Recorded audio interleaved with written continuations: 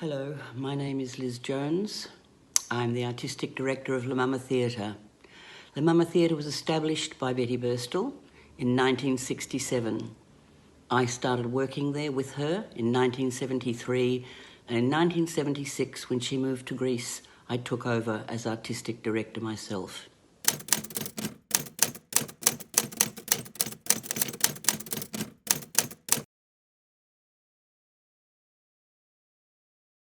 Well, it's very dangerous because with COVID-19, one of the things, of course, that instantly comes into effect is that mass gatherings have to be avoided. And when you can only be with one other person and there has to be a distance of at least 1.5 metres, there's not terribly much that can happen in the performing arts arena unless you go online. And of course, the glorious thing about the performing arts is that it has human contact. It's an artist's performing to an audience. The audience are there. It's part of a tribal experience, and that simply can't be replicated by online appliances. So it's deeply threatened. Also, artists don't fit into any easy categories for compensation, and so this means that they tend to fall off the scale, especially when the conservative members of our community tend to regard all artists, unless they're terribly famous, as hobbyists.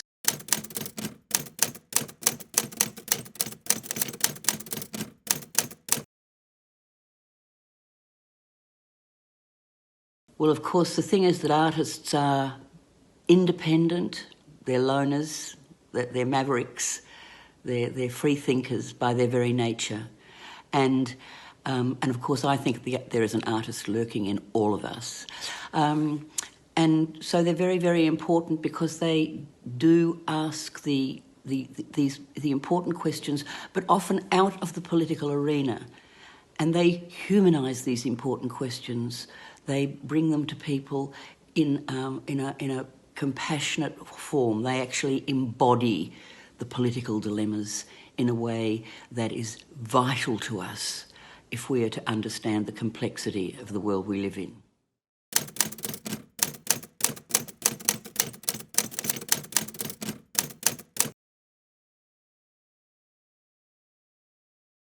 Well, one of those things that is very, very important was brought home to me by an Aboriginal performer, David Milroy, who had been a rock musician but said he was attracted into the theatre and the performing arts because it was a safe place.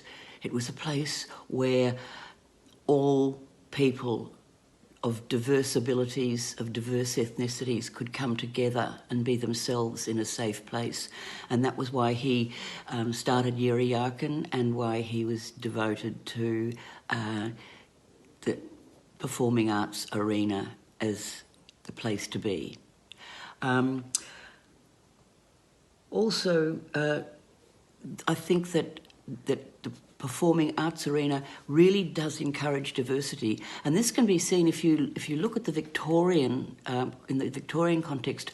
The two small to medium companies that survived the ravages of the last funding round, we certainly didn't, we were defunded.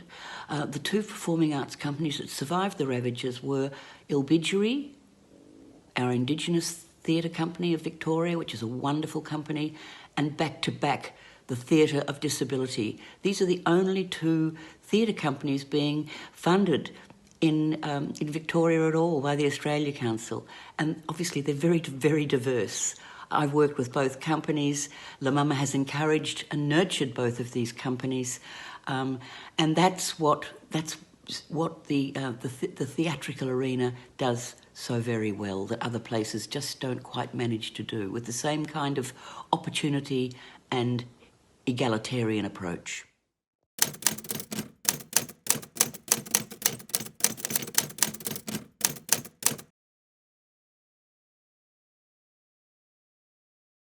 It's so important because the grassroots, that's where the creativity starts. I often marvel at the fact that people seem to think creative artists start at the Pavarotti and Kate Blanchett level. They don't. Kate started at La Mama. We absolutely need somewhere that people can come with nothing but their ideas, nothing but their enthusiasm, and be nurtured and put on work.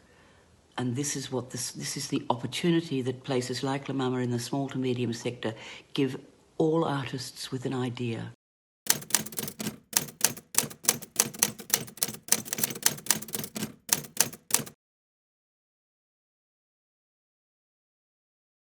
I'll give one initially from the past.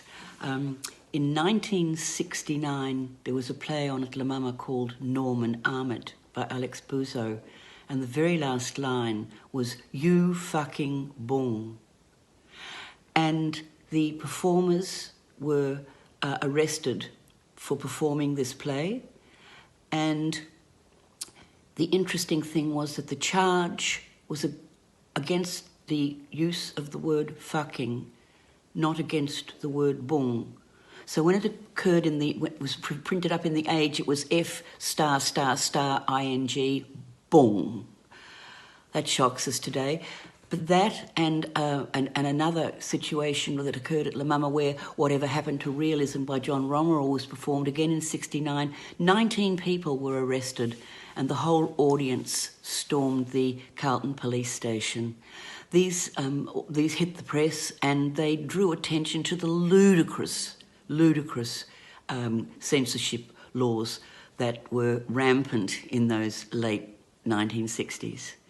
In more recent times, I think that I feel that La Mama Theatre has done quite a lot to raise awareness of the plight of the refugee, of the oppressed in our society, particularly of the refugee, and through the works of a beautiful writer, Samar Sabah, we have shown many people, including school children, because these works were on the school syllabus, the plight of the Palestinians, the Syrians, what is happening in the Middle East. And that is, I think, very important.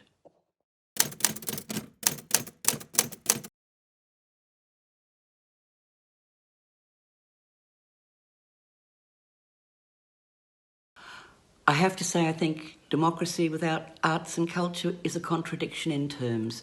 And I think that because democracy, I assume, means people, all people having a say, all voices being heard, not everyone being counted necessarily, but all having the right to speak. And as I said, I think there is an artist lurking in all of us, and I think in a democracy you will never keep real arts and real culture out. At least I hope so. Thank you.